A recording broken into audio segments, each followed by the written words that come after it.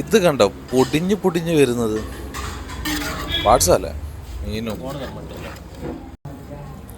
തുടക്കം കണ്ടപ്പോൾ തന്നെ മനസ്സിലായിണ്ടാവല്ലോ. ഇന്ന് നമ്മൾ എത്തിയിരിക്കുന്നത് നല്ല അടിപൊളി ഒരു ബിരിയാണി ആയിട്ടാണ്. അവർ കൊണ്ടുവരുന്ന സാധനം നമുക്ക് ദമ്മൊക്കെ പൊട്ടിച്ച് അതിൻ്റെ കാഴ്ചകളൊക്കെ കണ്ട് മെല്ലെ കഴിച്ചു നോക്കട്ടെ. സ്പോട്ട് ഞാൻ ആദ്യം അങ്ങോട്ട് പറഞ്ഞത് നമ്മൾ കോഴിക്കോട് കക്കോടി, എൻ്റെ നാടൊക്കെ തന്നെയാണ്, അതുകൊണ്ടാണ് ഞാൻ ഇവിടെ എത്തിയത്. കക്കോടി ഒരു ബിരിയാണി സെൻറ്റർ ഉണ്ട്, കക്കോടി ബിരിയാണി സെൻറ്റർ, KBC. നമ്മുടെ ടൗണിൽ KBC ഇല്ല, ഇത് വേറെ. നമ്മൾ കക്കോടി ജംഗ്ഷനാണ് കാണുന്നത്, നമ്മളെ ചെറുകുളം ചെലപ്പുറത്തേക്ക് പോകുന്ന റോഡ്, ബാലുശ്ശേരി റോഡ്. അപ്പോൾ അവിടെ നമ്മൾ കാണുമ്പോൾ ഒരു കൂൾബാർ അതൊക്കെയാണെന്ന് തോന്നുന്ന ഒരു ചെറിയ ഷോപ്പുണ്ട്. അപ്പോൾ അതിൻ്റെ ഉള്ളിലേക്ക് അങ്ങോട്ട് കയറിയാൽ ഈ ഒരു ബിരിയാണി ഒരു 11:30 സമയത്ത് അവിടെ എത്തും. ഒരു 12 മണിക്ക് ചെന്നാൽ അടിപൊളിയായിട്ട് കഴിക്കാം. നമുക്ക് നേരെ അകത്തേക്ക് കയറി കാഴ്ചകളൊക്കെ ഒന്ന് കണ്ടാലോ. പുറത്ത് നമ്മൾ ചെറിയൊരു കൂൾബാറുമാരൊക്കെയാണല്ലോ, അത് നല്ല സ്ഥലം ഉണ്ട്, ഒരുപാട് പേർക്ക് ഇരുന്ന് കഴിക്കാനൊക്കെ പറ്റുന്ന ഒരു സ്ഥലമൊക്കെ അവർ അറേഞ്ച് ചെയ്തിട്ടുണ്ട്.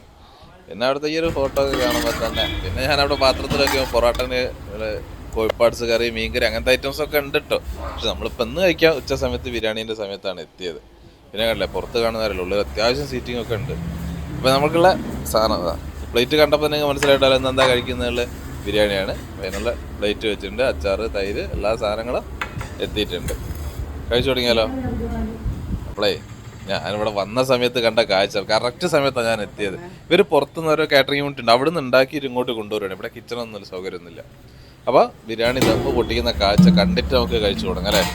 ചിക്കൻ ബിരിയാണി ഉണ്ട്, ബീഫ് ബിരിയാണി വന്നിട്ടുണ്ട്. ഒരു 11:45 ആകുമ്പോഴത്തോടെ എത്തും. ഒരു 12 മണിക്ക് ആകുമ്പോൾ നമുക്ക് സെർവ് ചെയ്ത് കൊടുക്കും. അപ്പോൾ ദമ്മ് പൊട്ടിക്കുന്ന കാഴ്ച കണ്ടാലോ അതൊരു രസമല്ലേ കണ്ടിരിക്കുക. പറഞ്ഞാൽ ബിരിയാണി ദമ്മ് പൊട്ടിക്കുന്ന കാഴ്ച നമുക്ക് എത്ര കണ്ടാലും അതൊരു വീണ്ടും വീണ്ടും കാണാൻ തോന്നുന്നൊരു കാഴ്ച കേട്ടോ. ഇവിടെ ബീഫ് ബിരിയാണി പെട്ടെന്ന് തീർന്നു പോകുന്നു കേട്ടിട്ടുണ്ടല്ലോ, അതെന്താ സംഭവം? ചിലപ്പോൾ 1 കിലോ 2 കിലോ പൊന്നിച്ച് തരാം. പാർസൽ അപ്പോൾ ഇത് പിന്നെ വെക്കാൻ കഴിഞ്ഞില്ല. നെയ്ച്ചോറായി വെച്ചിട്ട് കൂട്ടി കൊടുക്കില്ല, അത് ടേസ്റ്റ് ഉണ്ടാവില്ല, സാധനം മാറിപ്പോയി. കഴിക്കുന്ന പിന്നെ കൂട്ടില്ല. നല്ല ലഗോണിൽ ദം ചെയ്താട്ടോ. ഈ ഒരു ഇത് കണ്ടിട്ട് നിങ്ങൾക്ക് ഇതിന്റെ ടേസ്റ്റ് മനസ്സിലാവണോ അല്ലേ? ഇത് കണ്ടാൽ തന്നെ അറിയില്ല സംഭവം അടിപൊളിയാണ് ഉള്ളത്. നമ്മളൊരു കല്യാണ വീട്ടിലൊക്കെ കാണുന്ന ഒരു സ്റ്റൈലല്ലേ ഈ ഒരു ദമ്മിട്ട ബിരിയാണി.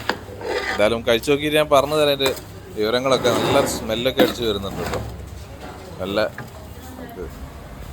ഞാനെന്തായാലും നമ്മൾ പറഞ്ഞ ബിരിയാണി മൂപ്പര് കൊണ്ടുവരുന്നുണ്ട് കേട്ടോ. 120 രൂപയാണ് ഇവിടുത്തെ ബിരിയാണീൻ്റെ റേറ്റ്. അതിനുള്ളൊരു ക്വാണ്ടിറ്റി ഉണ്ടല്ലോ. ഞാൻ കഴിക്കുന്നത് നമ്മൾ നേരത്തെ കണ്ട ആ ലഗോൺ ബിരിയാണി അല്ല ഞാൻ കഴിക്കുന്നത് കേട്ടോ. കാണിച്ചുതരാം. ഇവിടെ വേറെ ഒരു ബിരിയാണി ഇവിടെ ഞാൻ നേരത്തെ പറഞ്ഞില്ലേ പെട്ടെന്ന് തീർന്നു പോകുന്ന, അതാണ് ഞാൻ വാങ്ങിയത്, നമ്മളെ ബീഫ് ബിരിയാണി. അത് വേറെ സെപ്പറേറ്റ് ദമ്മിടുന്നൊരു പരിപാടി തന്നെയാണ്. പക്ഷെ ക്വാണ്ടിറ്റിയും കുറവാണ്, പക്ഷേ ഡിമാൻഡ് കൂടുതലാണ്. അതുകൊണ്ട് പെട്ടെന്ന് തന്നെ സാധനം തീരാറുണ്ട് എന്നാണ് ഞാനിത് അറിഞ്ഞത്. അതുകൊണ്ട് നമ്മൾ നേരത്തെ എത്തി അത് ഓർഡർ ചെയ്ത് കഴിക്കും. അല്ല ആ റൈസ് നോക്കിയാട്ടെ, റൈസ് കണ്ടാൽ തന്നെ അറിയില്ല സംഭവം. ഞാൻ അങ്ങനെ തള്ളി മറിക്കുന്നൊന്നുമില്ല, ഇവിടെ കഴിച്ചവർക്ക് അറിയാലോ. എത്ര പീസ് ഉണ്ട് കേട്ടോ. ആദ്യത്തെ നമ്മളെ പരിപാടി ഇതൊക്കെ ആണല്ലോ, എത്ര പീസ് നമുക്ക് അതൊക്കെ തപ്പി നോക്കണമല്ലോ. 2 പീസാണെന്ന് തോന്നുന്നു, നല്ല ചൂടുണ്ട്. നമ്മളിപ്പോൾ ദമ്മൂട്ടിക്കൊണ്ട് എടുത്ത സാധനമല്ല, 2 പീസ് വരുന്നതിന് ആവശ്യം നല്ല മസാലയൊക്കെ ആയിട്ട് നല്ല സോഫ്റ്റായിട്ടുള്ള റൈസ് കേട്ടോ. വേണമെങ്കിൽ കുറച്ച് അധികം വെന്തുകൊണ്ടുള്ള സംശയമുള്ള കാരണം വേവാണ്ടത്തിനല്ല, നല്ല അടിപൊളിയായിട്ട് സാധനം കഴിച്ചോട്ടെ.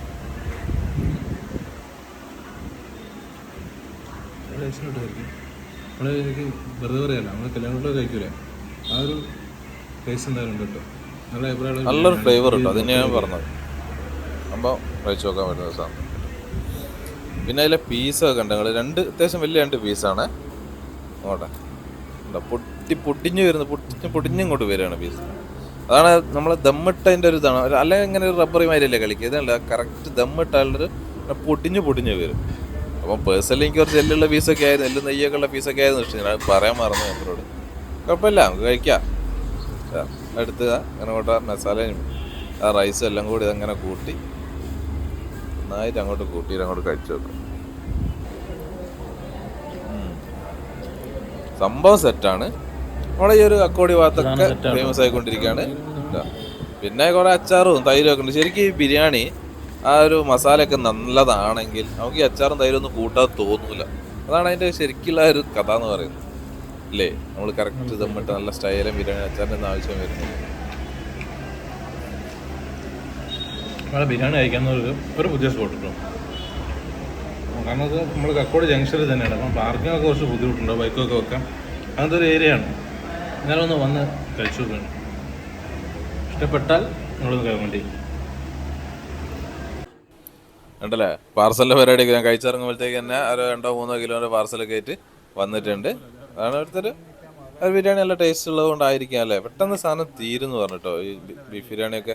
അപ്പോൾ എന്തായാലും ഇഷ്ടപ്പെട്ടിട്ടുണ്ട് നിങ്ങളുടെ അഭിപ്രായങ്ങൾ കമൻറ്റ് ചെയ്യാം. നമ്മളെ കക്കോടി ഭാഗത്തുള്ളവർക്കൊക്കെ എന്തായാലും ഈ ഹോട്ടലിനെ പറ്റി അറിയാം. നിങ്ങളുടെ അഭിപ്രായങ്ങൾ ഞാൻ പറഞ്ഞത് ശരിയാണോ ഉള്ളതൊക്കെ ഒന്ന് കമൻറ്റ് ചെയ്താൽ അടിപൊളി.